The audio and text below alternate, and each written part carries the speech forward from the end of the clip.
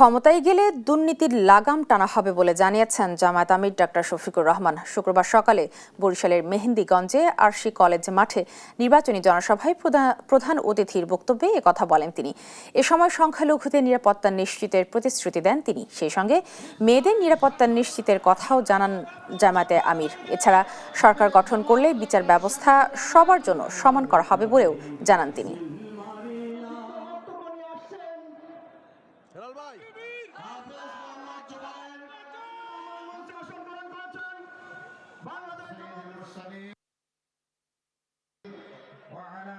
বাংলাদেশকে বিভক্ত করতে দিব না, ধর্মেও না, বর্ণেও না, কোনোভাবেই না।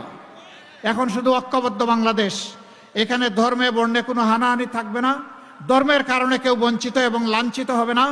এখানে সমস্ত লোকগুলাই এক ফুলের বাগানের ভিন্ন ভিন্ন গাছ হিসাবে হাজির হয়ে আমরা বাগানটাকে সাজাবো ইনশাআল্লাহ।